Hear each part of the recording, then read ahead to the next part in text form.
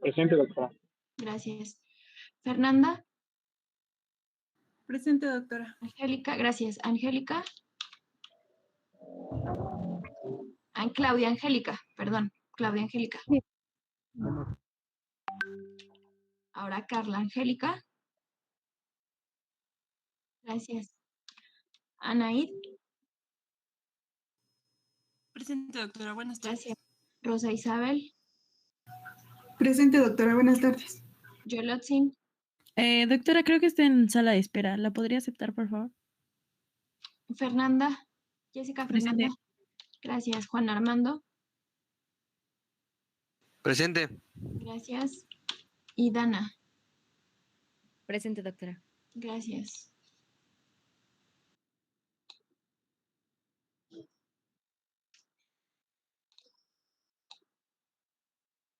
Ok.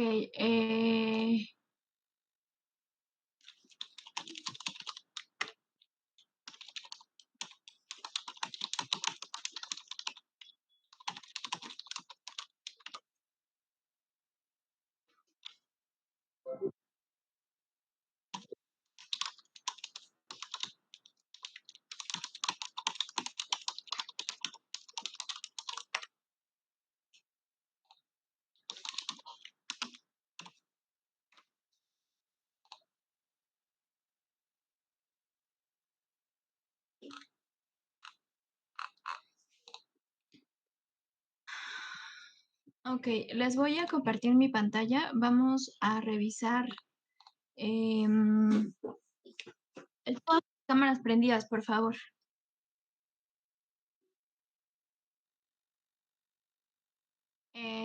Vamos a revisar las dos casos más de certificados de defunción. Carla, no veo tu cámara prendida. Claudia, tampoco veo tu cámara prendida. Claudia, ya sé, tú ibas a... Bueno, íbamos a esperar contigo. Carla, no está tu cámara prendida. Mi compañera Carla creo que igual le mandó mensaje, doctora. Vale. Todos los demás, las cámaras prendidas. ¿Ven mi pantalla? Sí. Doctora, ya lo vemos. Ok. Entonces, este es el primer caso.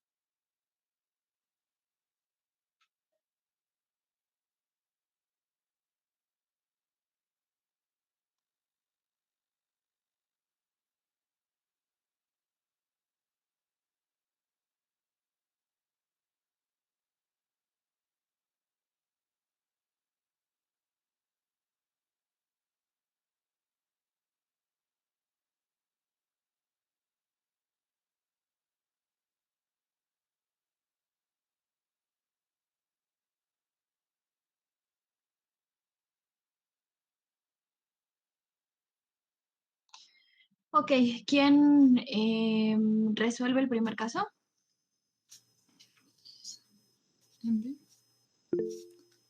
Ok, Alan, tú primero. Ok, creo que en el inciso A iría shock hipovolémico. No sé si se puede poner shock hipovolémico Sí. como causa de Ajá, muerte. ¿qué más? En el B, ruptura de bases esofágicas. Y en el C, cirrosis hepática. Bien, correcto. ¿Alguien tiene algo más? ¿Alguien lo puso diferente, que cree que es distinto? ¿No? Muy bien, vamos al que sigue.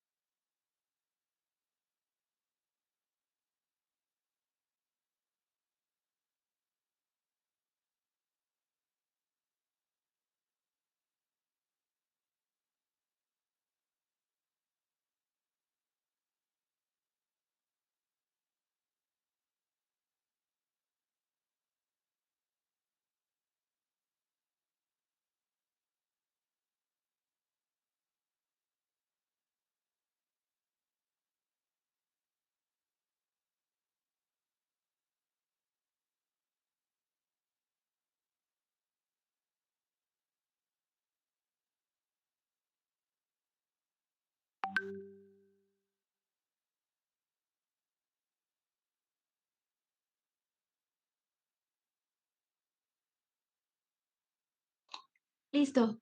¿Quién dice el primer caso? El segundo, por favor.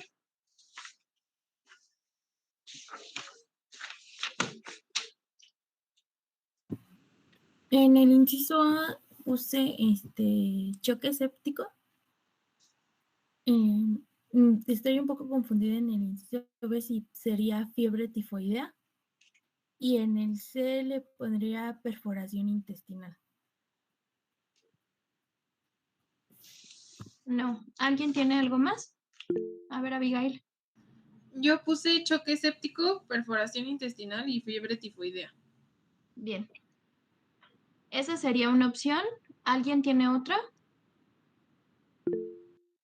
A ver, Dana. Doctora, yo puse choque séptico, perforación intestinal y peritonitis. Sí, está mejor peritonitis porque la fiebre tifoidea no directamente te va a causar una perforación ni un choque séptico. Entonces, la fisiopatología es mejor si ponemos primero la peritonitis, después ya la perforación y como tal el choque séptico. Sí, Paola, ¿entiendes mejor cómo quedaría así la fisiopatología? Sí, doctora. Sí. Ok. De acuerdo. ¿Dudas de estos casos? ¿Alguien tiene algo distinto? ¿Alguna duda que haya quedado? ¿No? Ok. Entonces, vamos a revisar lesiones por agentes físicos, químicos y biológicos. Sí, doctora. Voy a dejar de compartir yo. Listo.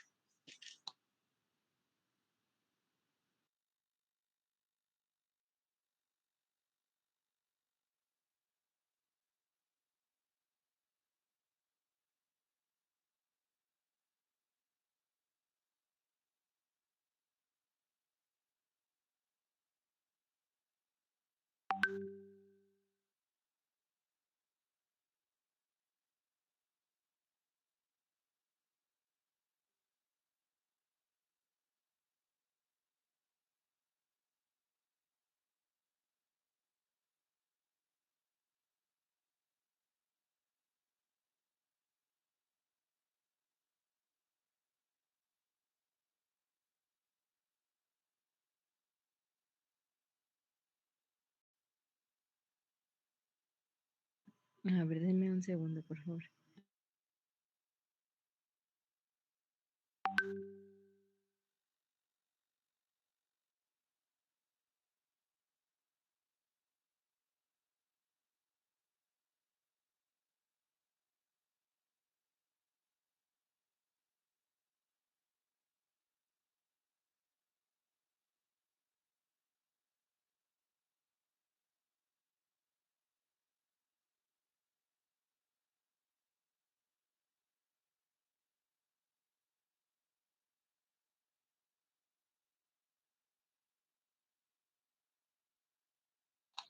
La próxima clase vamos a estar revisando algunas imágenes, como habíamos acordado en las clases anteriores.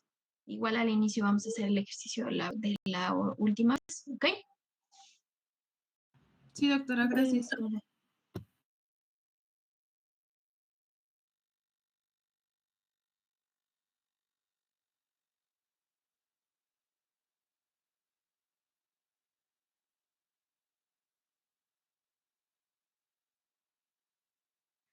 Doctora, ¿me podría dar acceso con la otra? Es que no carga mi compu con mi cuenta de aquí y la inicio con otra. Alguien está hablando, pero no sé quién, no escucho bien. Es Dana, doctora. Dijo que si le podía dar acceso con su otra cuenta. Ok. Listo. ¿Cómo vamos con la presentación?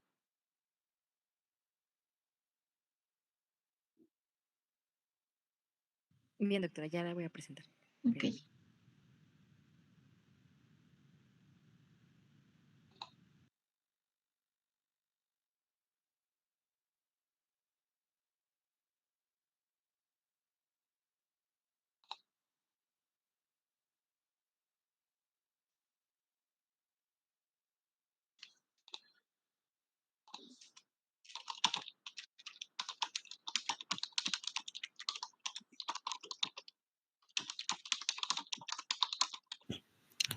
Buenas tardes, compañeros. Mi compañera Dana y yo les vamos a presentar lesiones por agentes físicos, térmicos y biológicos. La siguiente, por favor. Bueno, los agentes térmicos resultan de la acción de agentes físicos, químicos o biológicos sobre los tejidos con efectos locales y generales en relación a su extensión y profundidad, que pueden ser frío, calor o causados por electricidad. Para empezar con los fríos, pueden ser de procedencia natural, que son los más frecuentes, o de procedencia artificial, que son principalmente en la industria. La siguiente, por favor. Su etiología es generalmente accidental y los grupos de riesgo en su gran mayoría son niños y ancianos. Y las lesiones por frío influyen condiciones físicas del frío y condiciones individuales de la víctima. La siguiente, por favor. Los efectos locales tenemos de 3 grados. En el primer grado tenemos eritema, que son causados por la vasodilatación que sigue a la constricción inicial. En el segundo grado tenemos las flictenas, que son representadas por vesículas de fácil cicatrización. Y en el tercer grado tenemos las escaras, que son representadas por zonas de necrosis. La siguiente, por favor. Bueno, los efectos generales del frío se presentan cuando la temperatura corporal es menor a 35 grados centígrados y es potencialmente mortal cuando se llega a 28 grados centígrados o menos. La disminución del frío, el frío causa disminución del metabolismo, de la circulación y el aporte del oxígeno, así como también hay una disminución del latido cardíaco. Es una muerte aparente por somnolencia y sopor letárgico. La siguiente, por favor. Bueno, ¿qué podemos encontrar en el paciente? Tenemos temblor generalizado o parcial, crisis hipertensivas, disminución de la sensibilidad general y sensorial, y astenia progresiva y somnolencia. Finalmente, coma y muerte. La siguiente, por favor. En hallazgos de autopsia encontramos piel dura y quebradiza, anormalmente pálida o color rosado, livideces certeras, tejido adiposo, consistencia de sebo, sangre congelada, edema en manos, pies y cara, pulmones. En los pulmones hay edema, espuma sanguinolenta, núcleos apopléticos. Y en el estómago encontramos hemorragias y ulceraciones. La muerte es causada por fibrilación ventricular y hay aumento de catecolaminas.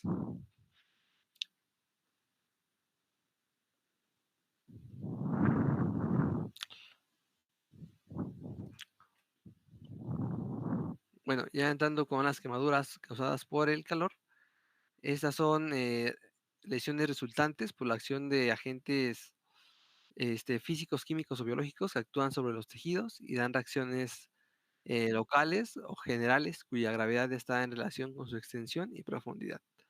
Los agentes térmicos que pueden ocasionar estas lesiones son sólidos quemantes, líquidos hirvientes, vapores a elevadas temperaturas o la llama y fuego directo.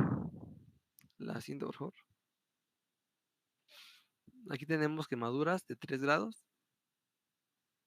Tenemos en la quemadura de primer grado, que va de acuerdo a su profundidad, solamente afecta a la epidermis. La de segundo grado afecta la dermis y la de tercer grado afecta hasta el tejido subcutáneo. Como lo podemos ver en las imágenes. La siguiente, por favor. ¿Cómo vamos a ver la gravedad de la extensión de la quemadura? De acuerdo a su superficie corporal quemada. Esta la podemos ver de acuerdo a las escalas de Wallace o la regla de los 9, que nos dice que cada segmento del cuerpo representa un 9% o múltiplos de 9 de la superficie corporal. Por ejemplo, la cabeza y el cuello es un 9% de la superficie corporal. En el tronco, el lado anterior es un 18 y el posterior es otro 18, ¿no? Entonces todo el tronco sería un 36%. Las extremidades superiores serían 9% cada una y las extremidades inferiores serían 18% cada una. Ahí ya tendríamos 99% y el 1% serían los genitales y perine. Así tendríamos el 100%. Entonces, de acuerdo a cuántos segmentos del cuerpo estén quemados, podríamos determinar la superficie, el porcentaje de la superficie corporal quemada. La siguiente, por favor. Es lo que les comentaba sobre los 9%.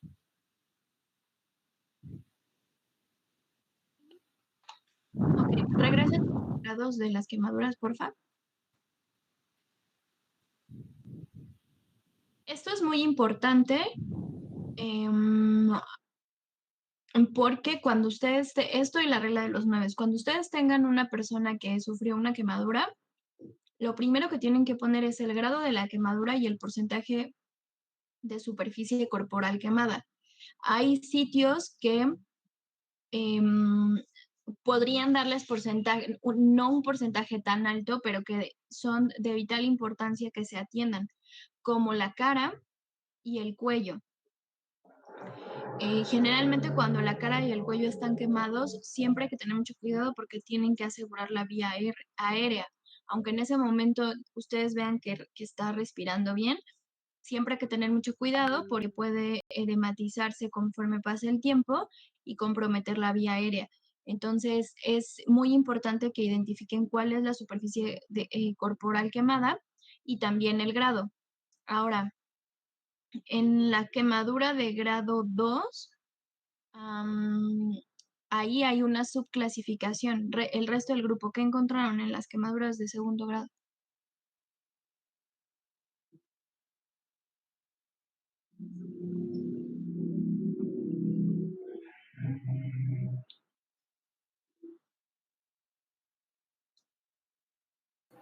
Yo encontré, doctora, que eran quemaduras de segundo grado y también me encontré quemaduras de segundo grado profusas. Ok, ¿cuál sería la diferencia? Bueno, en quemaduras de segundo grado encontré que eran vesículas o ampollas típicas constituidas por acumulación de líquido que no sobrepasa la capa basal, rodeada de intensa vasodilatación y aumento de la permeabilidad con edema perilesional. Y en las de segundo grado profusas Encontré que el agente térmico produce destrucción de la capa basal, hay trombosis vasculares y destrucción de folículos pilosos y de las terminaciones nerviosas, pero aquí no se observan flicteas. Así es. Entonces, en las de segundo grado hay dos tipos, superficial y profunda. La superficial es justamente como Fernanda lo describió, lo que van a encontrar son flictenas, y en la profunda ya no se van a ver flictenas, pero van a poder observar esto que ella dijo, como la destrucción de los folículos pilosos. Ahora, Claudia. No, olvídalo. Ahora, ¿cómo verían una quemadura de primer grado?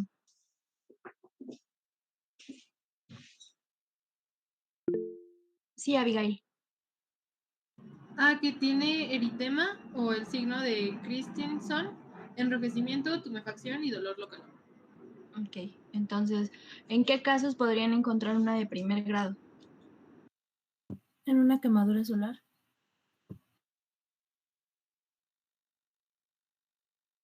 ¿Me atendieron muy bien? Denme un segundo. Sí, en una quemadura por sol pueden encontrar una de primer grado. ¿Qué otra parte? No es que sea vital, pero sí tienen que atenderla y sobre todo en algún punto hacer interconsulta con alguna especialidad. ¿En qué otro lugar anatómico es importante cuidar las quemaduras? ¿En los pliegues? En los pliegues, justamente. Dependiendo del grado de la quemadura, o sea, a partir del segundo grado profundo, hay que cuidar mucho porque el proceso de cicatrización puede hacer que limiten los arcos de movilidad de la articulación. Entonces, tienen que tener mucho cuidado. ¿Okay? No pueden dejar ir ese paciente así como de, sí, no pasa nada, porque entonces vamos a limitar la articulación. ¿Ok? Ok, y entonces, bueno, en la primera van a ver un eritema como una quemadura solar, en la segunda ya les comentó Fernanda que hay superficiales y profundas, ya ella describió cómo son, y en las terceras, en las de quemaduras de tercer grado, ¿cómo las verían?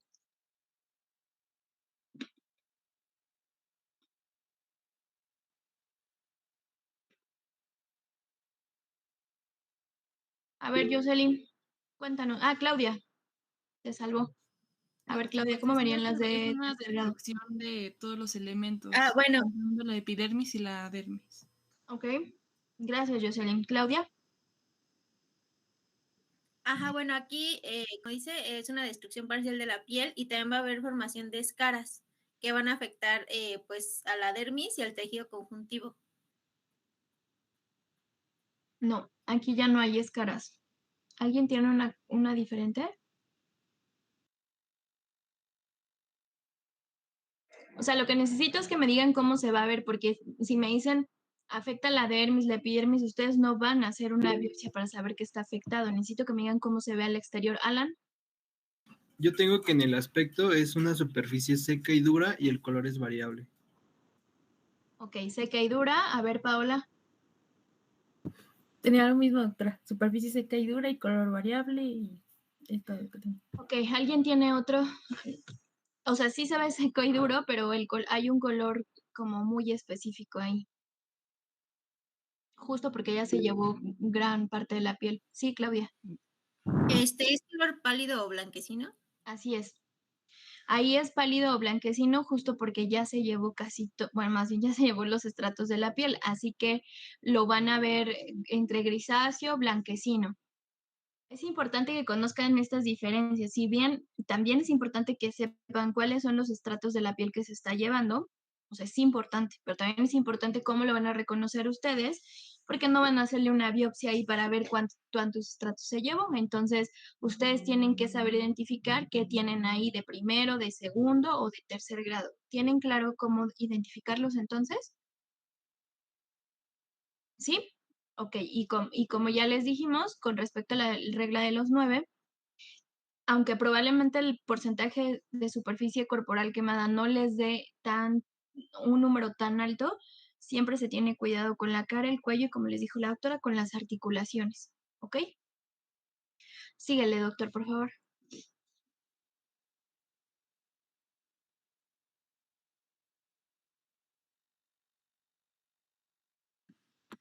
¿Ahí me escuchan?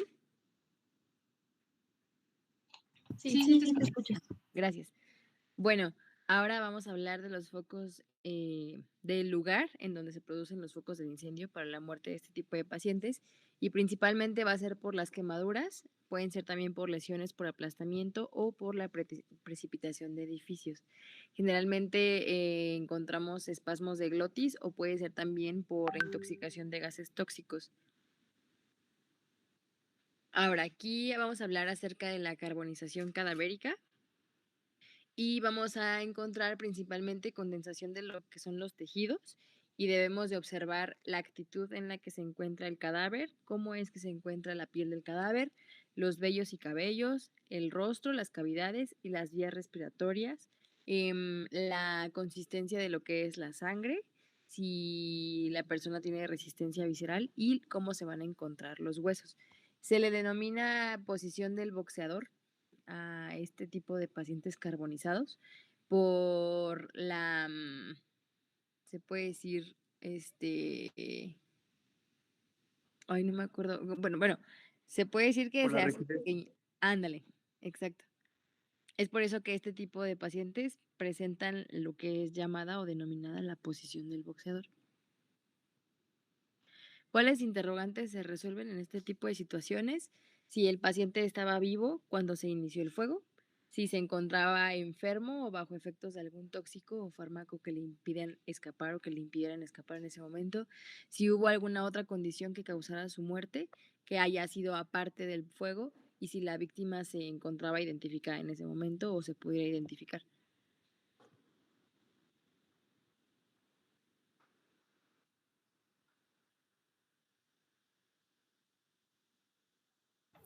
¿Y cómo podrían saber si una persona estaba viva? ¿Por la posición, doctora? ¿O No. por...? En la necropsia, ¿cómo se les ocurre?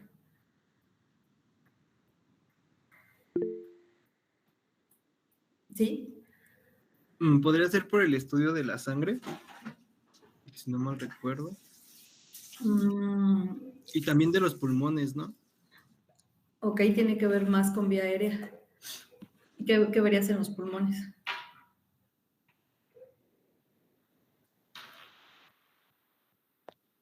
Ay, no recuerdo, pero, o sea, el chiste es ver obviamente si estaba vivo en el momento, pues hay inhalación de estos gases. Entonces estudia como eso, pero no sé cómo decirlo bien. ¿Qué dicen los demás? ¿Cómo se vería?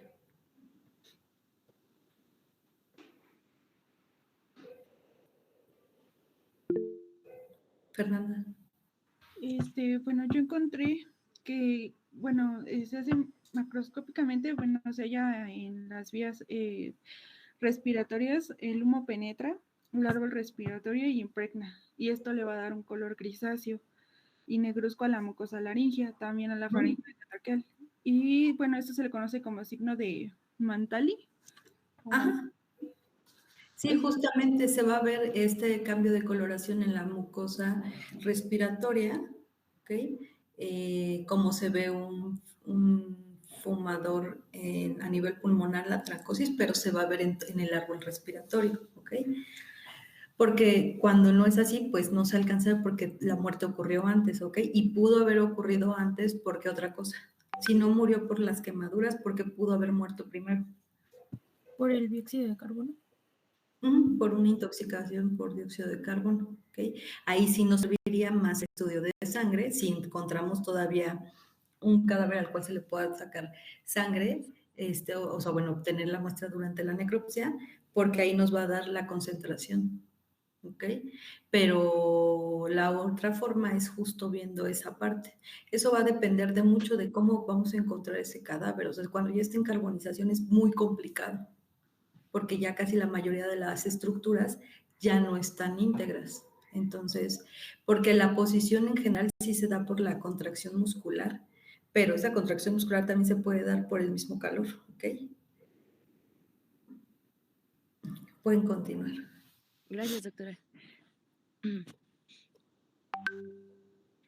Bueno, aquí hablando un poco de lo que nos decía la doctora, tenemos un cuadro de diferencias entre las quemaduras vitales y las quemaduras post-mortem. Principalmente hablando de qué la diferencia una de otra, es que en la quemadura vital vamos a encontrar eritema o el signo de Christensen, y en la post-mortem no va a haber eritema. Por otro lado, tenemos edema local en la quemadura vital y en la post-mortem no tenemos un edema local. Ahora, hablando del grado de quemaduras o de los conceptos que habíamos retomado en un principio, en las quemaduras vitales lo que vamos a encontrar son flictenas que van a contener líquido albuminoso, como algunos glóbulos blancos, o fibrina, que va a ser el signo de Chambers. Y en la postmortem no hay flictenas. En este caso no vamos a presentar pues lo que son glóbulos blancos ni fibrina, comparación de una quemadura vital. En la periferia de la flictena, en la quemadura vital va a presentar lo que es una reacción inflamatoria vecina, y en el post-mortem no va a ostentar una reacción inflamatoria vecina.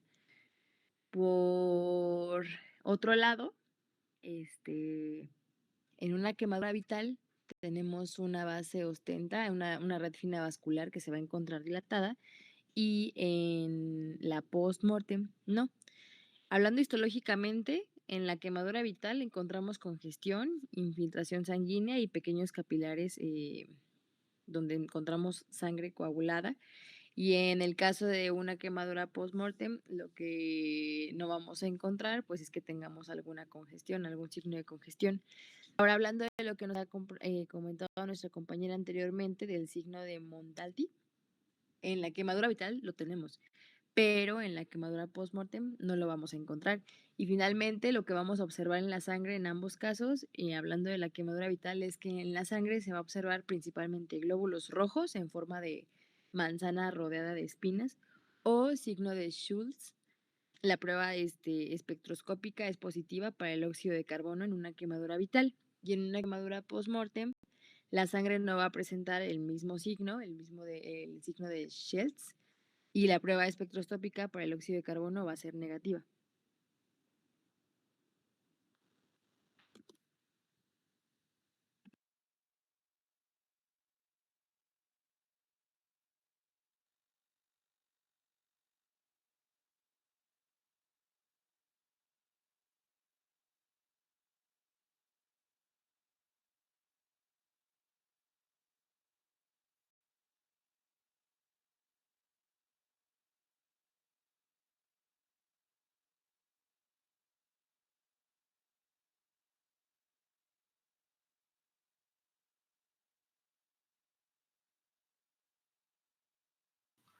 Y bueno, ya pasando al traumatismo eléctrico, tenemos que la corriente eléctrica se refiere al movimiento de los electrones a través de un conductor, del polo de mayor concentración al de menor concentración, también llamados polo positivo y polo negativo.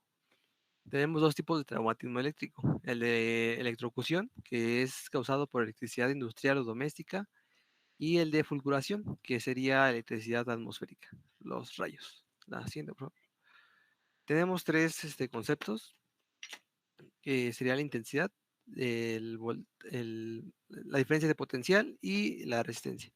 La intensidad se refiere a la cantidad de electrones que atraviesa y circula por el conductor por unidad de tiempo. Eso se mide en amperios, y de acuerdo al amperaje causa ciertos efectos en el organismo. Por ejemplo, menor a 0.5 miliamperes no hay respuesta, 1 miliampere hay un cosquilleo, 5 miliamperes hay temblor muscular, 15 hay contracción muscular, 40 hay una pérdida de la conciencia, de 75 a 100 hay fibrilación ventricular, y ya con 2 amperes hay parada ventricular. La siguiente, por favor. La tensión, o también llamada diferencia de potencial, es esta diferencia en los dos extremos del conductor, y la unidad de medida es el voltio. En México la corriente de uso doméstico es 220 volts, y de forma práctica en la medicina forense se divide en baja tensión, media tensión y alta tensión. En la baja es hasta 120 voltios, la media tensión es de 120 a 1200 voltios, y la alta tensión es de 1200 a 5000 voltios. También dependiendo la tensión, va a haber un efecto en el organismo. Por ejemplo, en baja tensión hay una fibrilación ventricular, en la media tensión hay fibrilación ventricular y tetanización muscular. En la alta hay una tetanización muscular y un efecto electrotérmico en el abastecimiento que va de 5000 a 150.000 voltios. Hay lesión en centros neurológicos y efecto electrotérmico. En la megadistribución hay una lesión de centros neurológicos. La siguiente, por favor. En la resistencia, como su propio nombre lo indica, es la oposición del conductor hacia el paso de la corriente eléctrica y su medida es el ohms. El ohm. Y bueno, aquí tenemos una tabla que nos dice el tipo de piel, qué resistencia genera. La piel seca, gruesa y callosa es de 1.000.000 de ohms. En la seca no callosa es 100.000 ohms. En la húmeda es 1.000 ohms. Y en la húmeda y fina son 100 ohms. La siguiente, por favor. De acuerdo a su etiología médico-legal, puede ser accidental, ya sea doméstica, laboral, en la vía pública o en ciertas ocasiones erótica. También puede ser etiología de tortura, suicida, homicida y judicial, que es cuando se aplica la pena de muerte.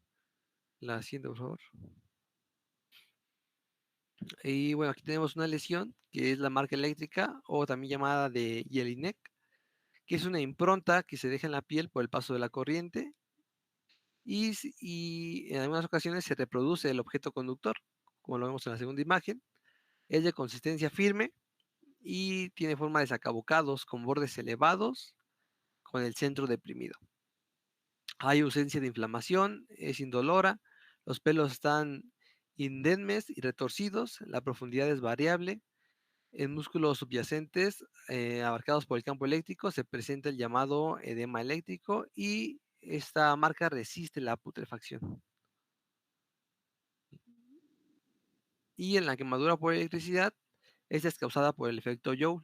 El efecto Joule es el calor que genera el paso de los electrones y esta es una escara cutánea seca, negruzca, apergaminada o indura, de bordes sobrelevados, netos o afractuosos, no sangrante y muchas veces presenta un efecto de sustancia central y crateriforme con agrietamiento y ruptura de los tejidos profundos, donde se puede llegar a visualizar el plano subcutáneo, el plano muscular e incluso el plano óseo. Y bueno, hablando de la fulguración, aquí podemos ver esta quemadura arborescente, también llamada flor de Lichtenberg, que es esta imagen que tenemos aquí, causada por fulguración.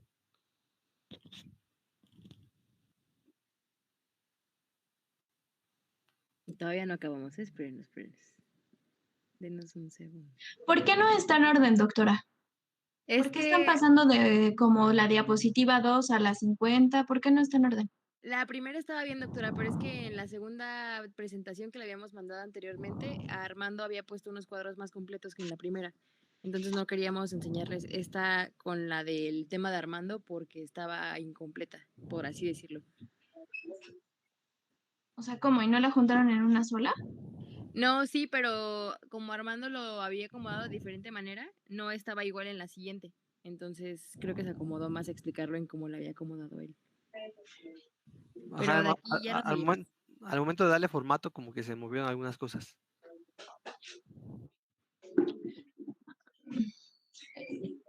Ok. Bueno, ahora vamos a seguir con lo que son los explosivos. No, a ver, espérame. A ver, primero, básico. ¿Cuál es la diferencia entre electrocución y electrofulguración?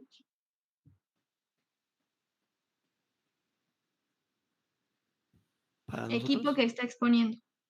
electrocución es causada por la electricidad doméstica o industrial y la fulguración es por la electricidad atmosférica. Y si es por la electricidad atmosférica, ¿cuál sería, cómo se pasaría esa corriente? O sea, ¿cómo nos quemaríamos por esa corriente? Es por un impacto de un rayo. Ok. Entonces, en la corriente eléctrica vamos a tener hay otro tipo de lesiones, las cuales no están aquí. ¿Alguien encontró otro tipo de lesiones por quemadura eléctrica?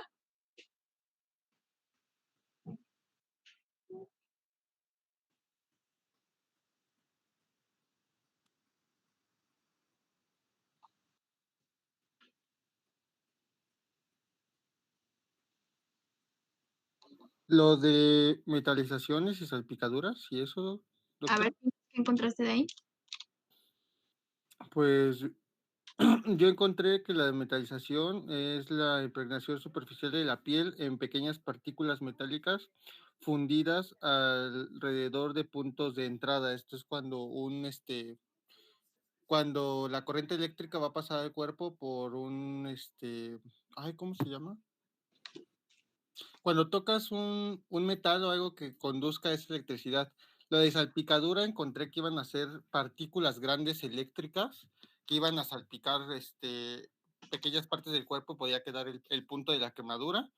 Y también encontré otra que no me acuerdo esa cómo se llamaba. Es que sí la leí. Nada más me acuerdo que decía que era porque en la parte donde se sufre la quemadura iban a quedar trozos del aislante o del plástico de lo que está recubierto el cable y se iban a impregnar en la piel. Ok. A ver, en la electrocución hay dos lesiones características, que es la quemadura eléctrica y la marca eléctrica. Ya se las explicaron. ¿Entienden bien la diferencia entre una y otra?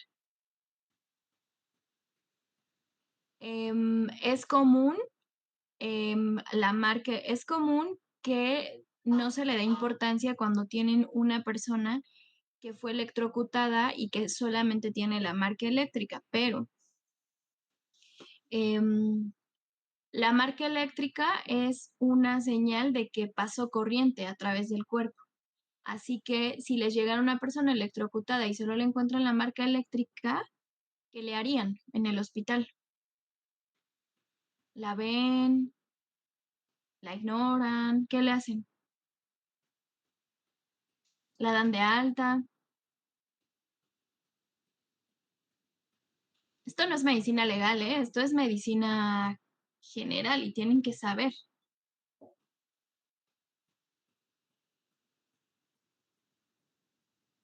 Pues explora, ¿no, doctora? Ajá. Y luego,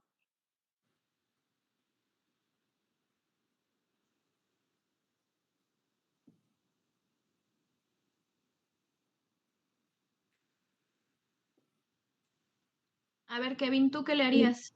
¿Qué le exploras? Es que no.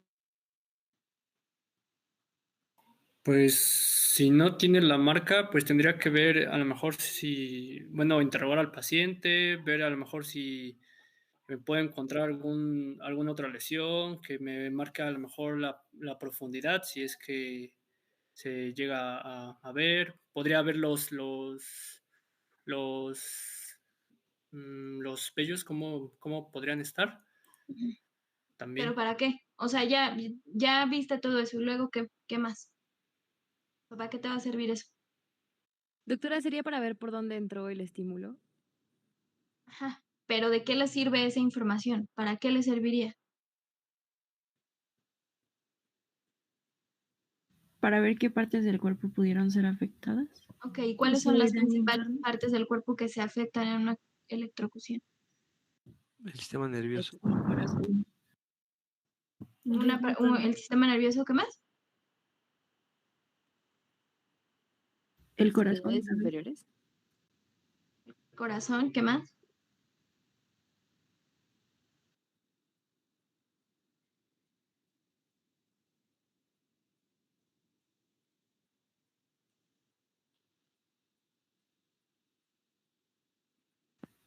También, como decía mi compañera, los miembros inferiores, que es por el lugar donde regularmente sale la corriente. Sí, pero eso no es importante. ¿El músculo, doctora? ¿Músculos?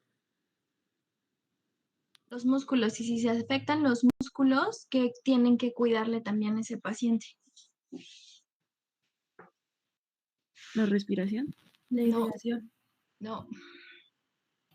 A ver, si estaban diciendo que afecta el sistema nervioso, ok, si afecta el sistema cardíaco, ¿qué tengo que buscar? ¿Qué tengo que verificar de ese paciente?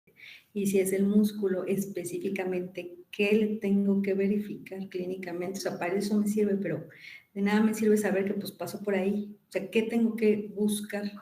¿Movimiento de los músculos? ¿No?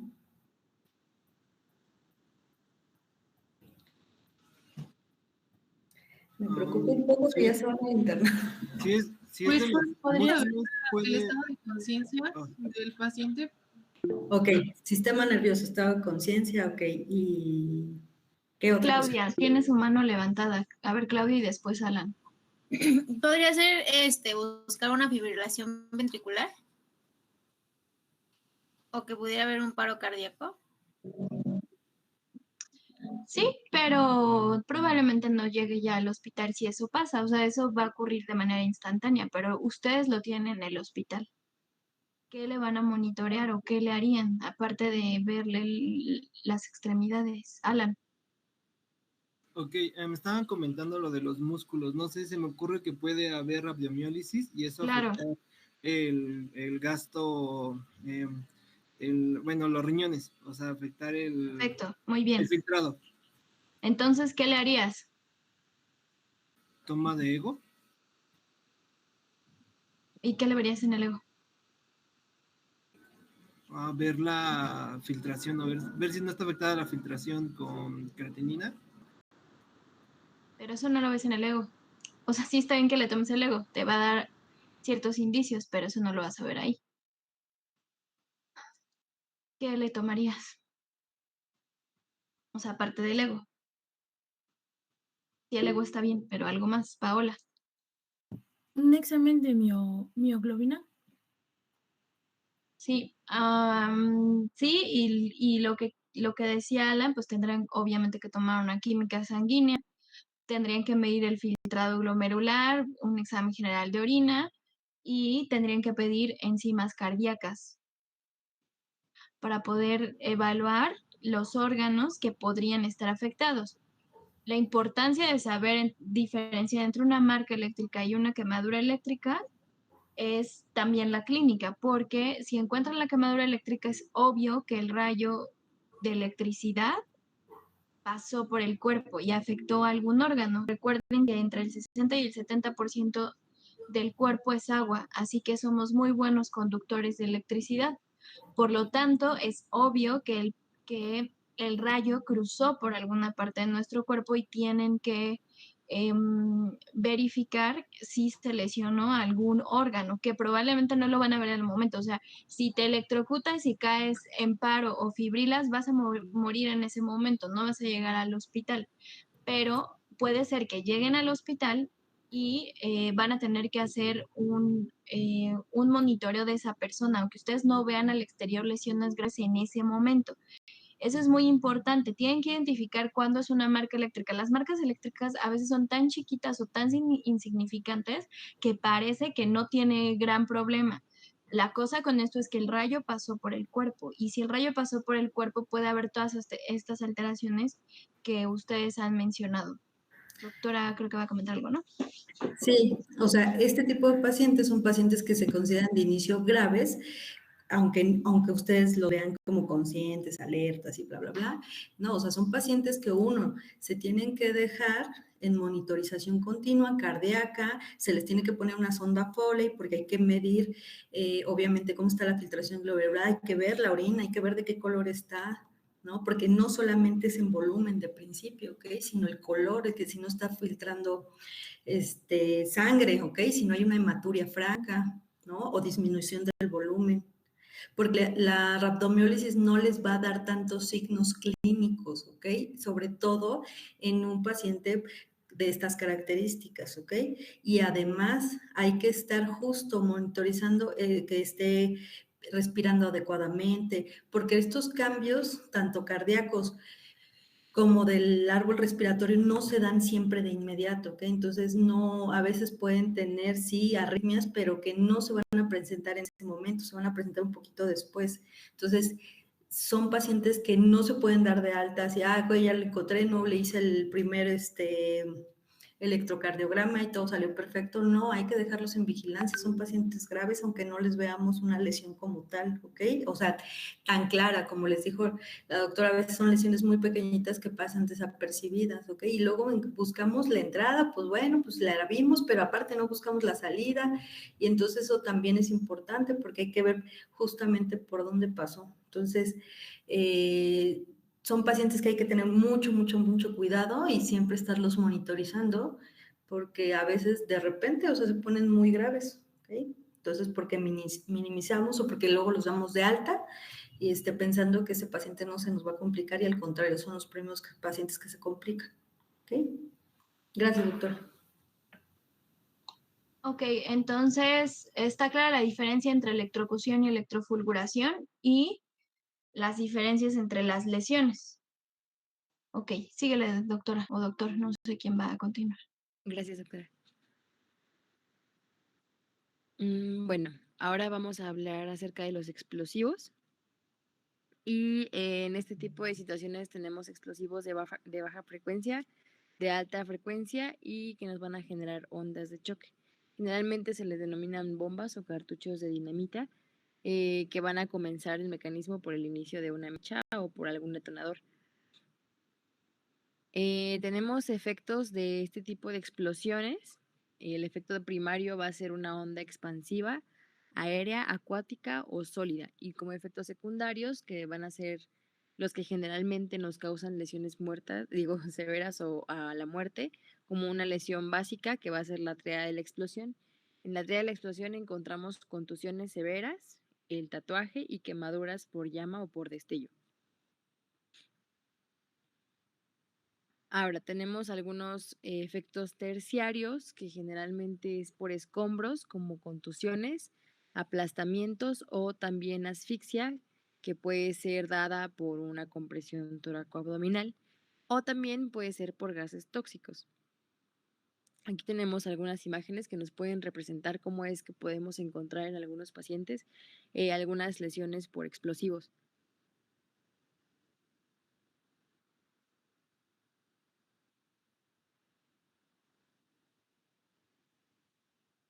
Ahora, hablando acerca de la investigación médico-legal, principalmente encontramos la identificación de lo que es el paciente y en relación a las víctimas, nosotros debemos de identificar si las lesiones van a corresponder a lo que es una explosión. También determinar la ubicación de la víctima con respecto al centro de la explosión y las lesiones debidas al efecto primario, secundario o terciario que les habíamos comentado principalmente, y finalmente ver por qué fue la causa de muerte. ¿Hasta aquí tienen alguna duda acerca de los explosivos? ¿Algo que quieran comentar, doctoras? No, básicamente las lesiones por explosivos pues les van a dar quemaduras o algún tipo de lesión que tenga que ver con las lesiones primarias, dependiendo obviamente la onda de la explosión y qué tan cerca estabas, pues será el tipo de lesión que te dará, pero básicamente te dará lesiones que ya hemos visto hasta ahora. Vamos con ácidos, por favor, con los químicos. Doctora. Bueno, ahora vamos a ver quemaduras por agentes químicos, que también se le van a denominar agentes cáusticos. Encontramos agentes como ácidos, álcalis o sales, que estos tres en contacto con los tejidos van a reaccionar químicamente con ellos y nos van a producir una desorganización profunda que a veces puede llegar hasta una destrucción de los propios tejidos. Aquí les puse una tabla de la diferencia que hay entre álcalis y ácidos y cuáles son las lesiones que causan ambos. Hablando de los álcalis, van a lesionar por su acción cáustica y van a producir una deshidratación o una coagulación de las proteínas celulares con quemaduras de los tejidos cutáneos y mucosos, y van a actuar principalmente en cualquier punto que toque este tipo de agente. Si son superficiales, van a ser blanquecinas las lesiones de este tipo de agentes, Puede ser también translúcidas, húmedas y eczematobesiculosas. Y en el caso de que sean profundas, pueden ser necrótico-destructivas. La etiología principalmente de este tipo de agente puede ser accidental, en situaciones homicidas o suicidas. En los ácidos van a lesionar por la misma causa, por la acción cáustica, pero en este caso van a ocasionar quemaduras que van a ser negras y secas y apergaminadas con coagulación proteica. En el sitio de acción van a actuar en todo lo que es la superficie con la que entran en contacto, y en el caso de que sean profundas pueden revestir un aspecto crateriforme llegando a la perforación digestiva de los digestivos ingeridos. La etiología de los ácidos va a ser la misma que el de los álcalis, accidentales, homicidas o suicidas. Doctora, le habíamos puesto como el desarrollo de cada una de los agentes. ¿Ese es necesario o solamente con la tablita está bien? Pues la tablita estaría bien, pero no está clara. ¿Cuál es la fisiopatología de los álcalis?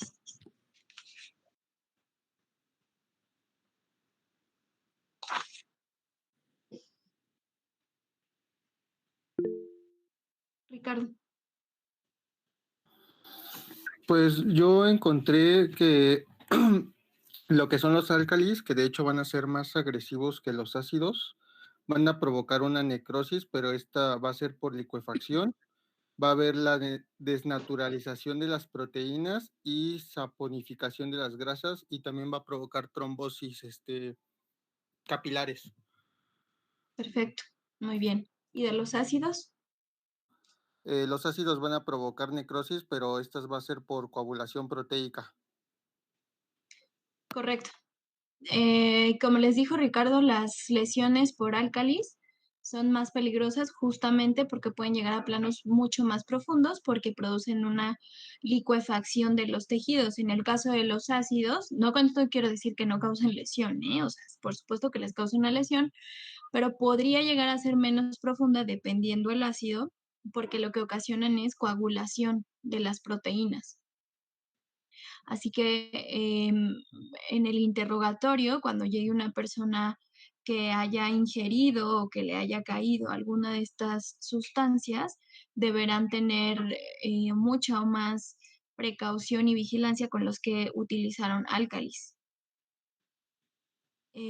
Hay una serie de, inclusive hay hasta ciertos antídotos para algunos tipos de álcalis, pero siempre deben tener cuidado con eso.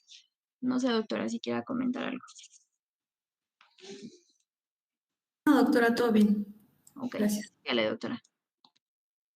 Y bueno, eso sería todo de nuestra parte. No sé si tengan alguna duda.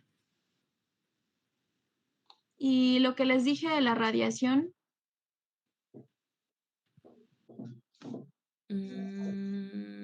Les escribí, ¿a quién de los dos les escribí? Pero tenían que poner radiación y lesiones por agentes biológicos. Oh, sí, es cierto, doctora. ¿Y luego? No lo pusimos. ¿Y luego qué hacemos?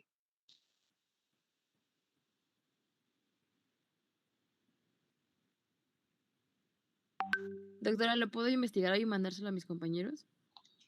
¿Por el grupo de WhatsApp?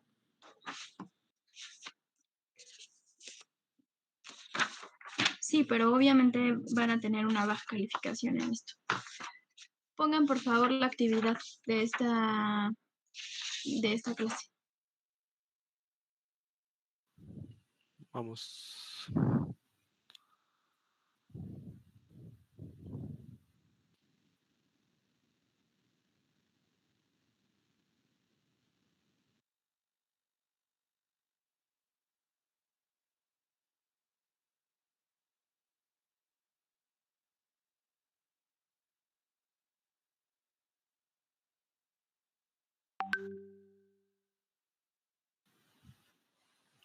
Les pasamos por el grupo un link.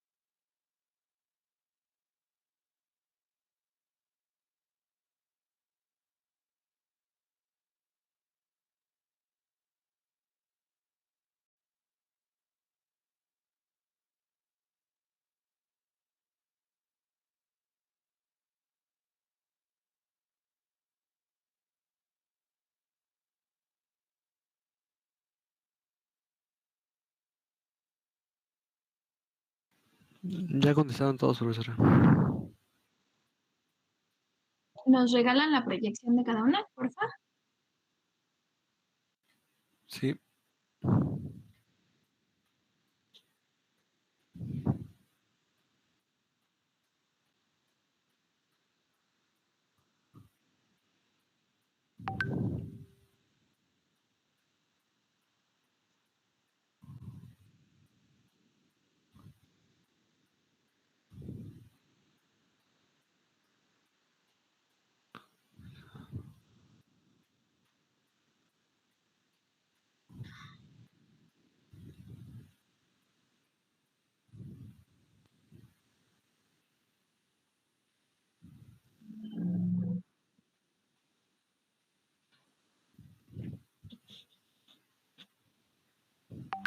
Ujú.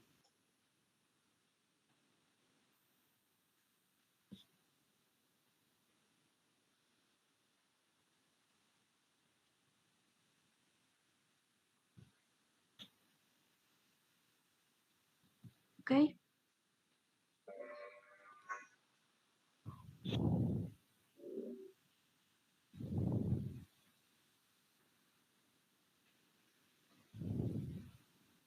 Son todas, ¿no? Sí. Ok, bueno. ¿Dudas de lesiones por agentes físicos, químicos y biológicos?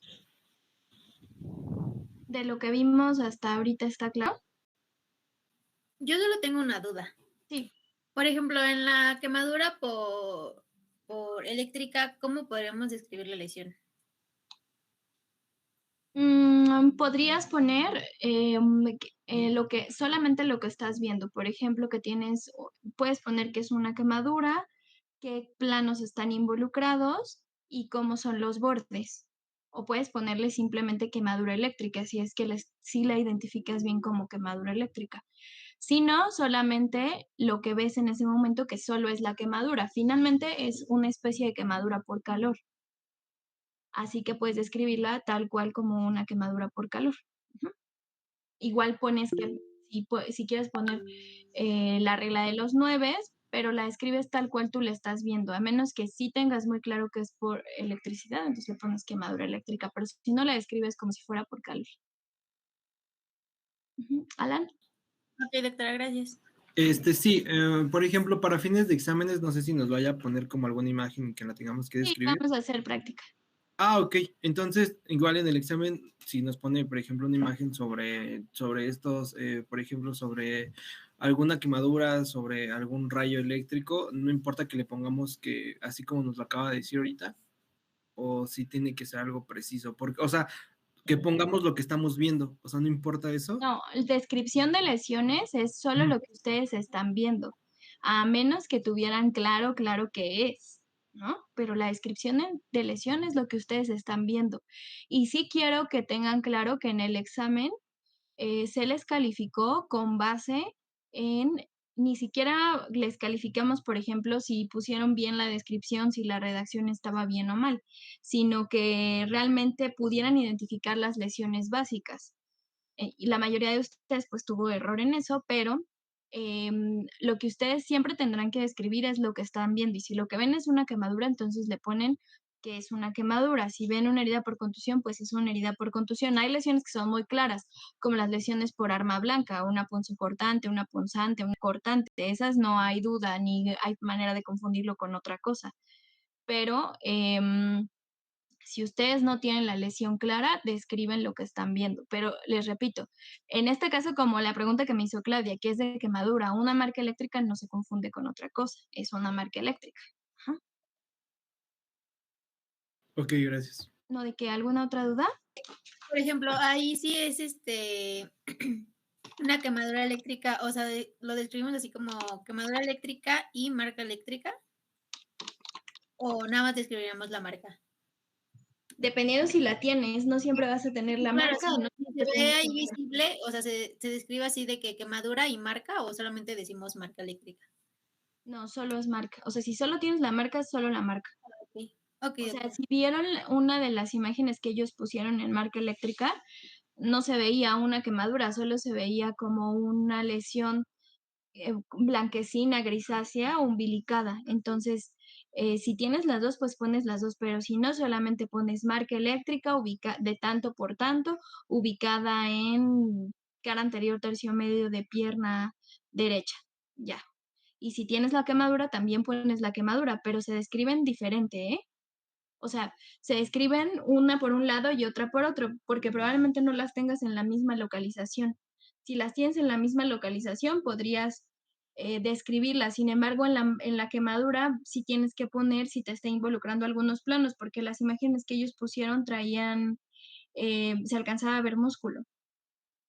Entonces, lo ideal es que si las tienes juntas, pues mejor descríbelas separado. Porque son lesiones distintas. Sí, doctora, gracias. Ok. ¿Alguna otra duda? ¿No? ¿Está claro todo? Bueno, la doctora y yo hacemos este ejercicio de manera rutinaria para poder identificar áreas de oportunidad en las clases que estamos dando. Entonces, les queremos preguntar cómo se han sentido con las clases, si tienen alguna sugerencia, algo que debamos cambiar para que ustedes puedan tener un mejor aprovechamiento. Sí, Claudia. Pues creo que lo que más me gustaría es que hubiera más como prácticas, o sea, como que ver el tema y de eso como que tener una tipo práctica como para saber bien cómo describir cada lesión. O sea, como, digamos, como terminando esta, ver imágenes y terminando la otra. Ver imágenes y como que de cada una saber cómo describirla. Ok. Gracias, sí, lo vamos a tomar en cuenta. Entonces, para la próxima clase lo que vamos a describir son las que hemos visto hasta ahora, que son por arma blanca y serían de estas de lesiones, por agentes, ¿ok? ¿Alguien más que quiera comentar algo que no les esté gustando, que preferirían que fuera de otra forma, algo que necesiten que cambiemos, Carla.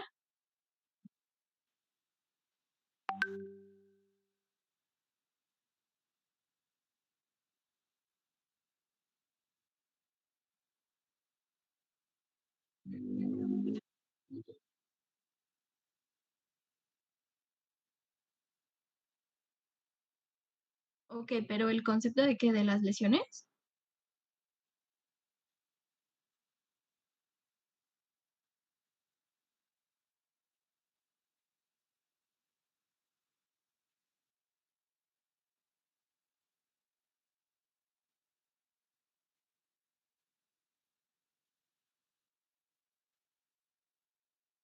Bueno, en esa situación, pues la doctora y yo intervenimos cuando algo en la presentación está mal. Ahí sí les pediría que pongan atención cuando la doctora y yo estamos interviniendo, porque cuando algo está mal, justamente corregimos, pero bueno, haremos más hincapié en eso para que ustedes noten que estamos haciendo la corrección en ese momento. Ok, Gracias, Carla.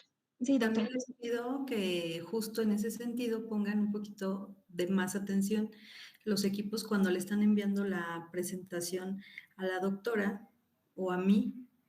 A veces cuando ya me la mandan a mí ya se la habían mandado a la doctora y pues ya les digo que sigan las indicaciones de lo que les dice la doctora, pero porque se les hace correcciones muy puntuales justo por esto, porque sabemos que sus compañeros van a traer ciertos conceptos y que puede ser que no lo entendieron tan claro, como en el caso de las heridas por arma blanca, se recuerdan, ¿no?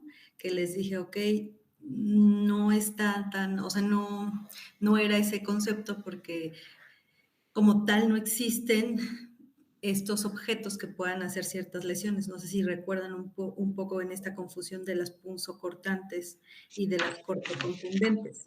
Entonces, por ejemplo, ahí esos son los detalles. Entonces, sí les pedimos que con tiempo, de preferencia un poquito más, o sea, sabemos que no es la única materia, pero al final del día ustedes van a salir más beneficiados si nos mandan las presentaciones con un poco más de tiempo, porque lo que pasa es que se las estamos regresando con las correcciones y ustedes ya después no las ponen, ¿ok?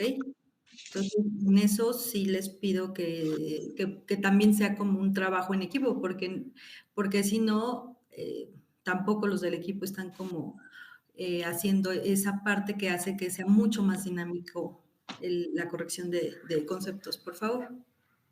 ¿Alguien más, alguna otra situación que ustedes sientan?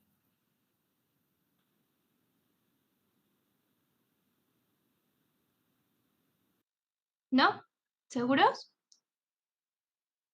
Pues creo que, bueno, yo creo que está muy bien como lo dijo Claudia, de que cuando hagamos las prácticas todo quede un poco más claro y junto con lo que dice Carla, que tengamos los conceptos bien establecidos y que sí tengamos como más apertura de pues sí, de revisar las lesiones y que sea como un poco, o sea, que cada quien lo intente en ejercicios para que salgan las dudas que tienen los demás y que no las expresan o algo así. Sí, nada más que les vamos a pedir que participen todos, porque solamente son algunos los que están interesados y poner las lesiones y que ustedes las empiecen a escribir lleva tiempo. O sea, vamos a tener que invertir tiempo de la clase en hacer eso. Y si ustedes son los mismos los que participan, solamente van a ser los mismos los que aprenden.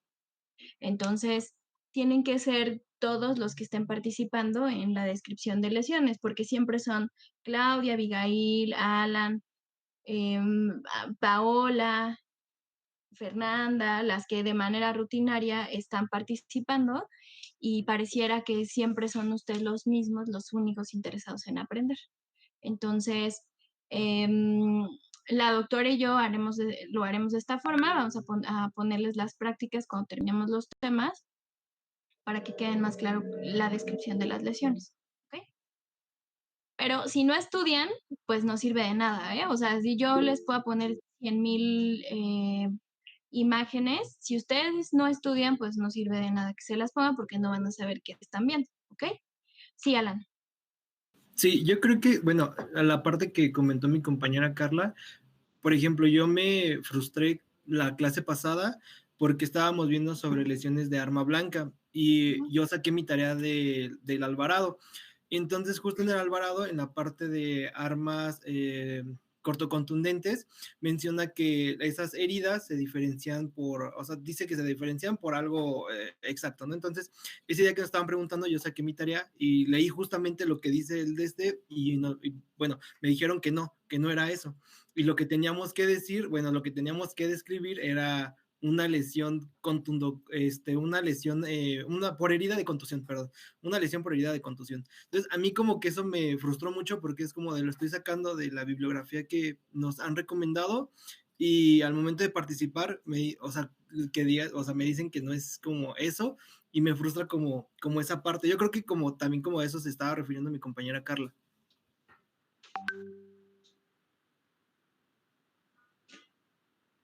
Ok. La bibliografía que nosotros les recomendamos es porque, digamos, es como lo más fácil de digerir. Sin embargo, no quiere decir que esté completamente bien. Por eso les dijimos que no era de esa forma. Ahora, es importante que entiendan que esto no es para que pasen el examen. Es para que aprendan a conceptualizar y racionalizar lo que les estamos diciendo. Entonces, en el caso específico de lesiones cortocontundentes, lo importante era más allá que ustedes que leyeran el concepto, es que entendieran que había dos mecanismos, el cortante y el cortocontundente. Perdón, y la contusión. Entonces, la doctora y yo insistíamos en que volvieran a la descripción de lesiones por contusión para que pudieran identificar qué tipo de características tenía una lesión de ese tipo, aunque también tenía el mecanismo cortante. Por eso nosotros no insistimos en que nos digan conceptos de memoria, sino que ustedes puedan racionalizar el mecanismo para que puedan identificar qué tipo de características tiene esa lesión. Por eso es que nosotros les hicimos la corrección ahí. Vargas Alvarado y la mayoría de los libros son muy viejos, muy viejos. No hay quien haya escrito algo nuevo hasta el momento. Y nos parece que la mejor forma de que ustedes puedan aprender es racionalizando los mecanismos para que puedan entender cómo se describen y cómo las pueden identificar cuando las vean.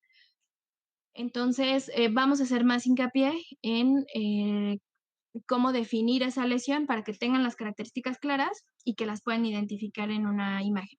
Aunque definitivamente creo que la mejor forma pues será viéndolas ya en el momento para que ustedes puedan identificar las características. Lo que hicimos más o menos con el examen, que cuando ya lo vieron, cuando vieron ya las imágenes acá, pues fue más fácil poder describirlas. Entonces lo vamos a reforzar. Okay, ¿Alguien más? gracias. A ustedes, gracias. ¿Alguien más? ¿No? Doctora, no sé si quiera comentar algo. No, en general que haremos un poco más de prácticas y justo, ¿no? Si en algún punto tienen alguna duda, o sea, no hay como tema que les contestamos. A veces no les contestamos tan de inmediato porque estamos en otras cosas, pero siempre les contestamos. Entonces, si tienen alguna duda, también pueden acercarse, ¿ok? Eso no está limitado solamente a la clase. Y también si quieren comentarnos algo de manera particular, pues estamos abiertas a eso, ¿sale? Bueno, entonces, por favor, estudien arma blanca y lesiones por agentes, porque esas son las imágenes que vamos a ver la otra clase. Y estudien lo anterior, porque eso no quiere decir que no se pueda ir por ahí alguna de parciales anteriores, ¿eh? Entonces, estudien todas las características, como vimos en el examen. Enlisten las características de cada una para que sea más fácil que digan, bueno, este tiene esta, sí, tiene esta, sí, bueno, entonces sí es esto, o esto no lo tiene, entonces ahí poder identificar más fácil las dudas. Ajá, o sea, ahí podrían ser más fácil decir, bueno, no tiene esto, pero ellas dicen que sí es punzocortante, pues ahí decirnos, oye, tú dijiste que es punzo y ahora dices que no es esto. Entonces, para que nosotros podamos explicarles por qué decimos que es punzocortante o por qué decimos que es cortante, pero tienen que identificar esas dudas, esas características de cada lesión para que puedan tener claro y puedan tener precisión con alguna duda. ¿Vale? Entonces, pues la próxima clase vemos esto, ¿sale? Y lo que faltó de hoy también mándenlo, primero me lo mandan a mí o a la doctora para que lo revisemos y después lo mandan al grupo. Sí, doctora. Vale, nos vemos en la próxima clase. Hasta el lunes. Hasta luego. Gracias, Buena doctora. semana. Hasta lunes. Hasta luego.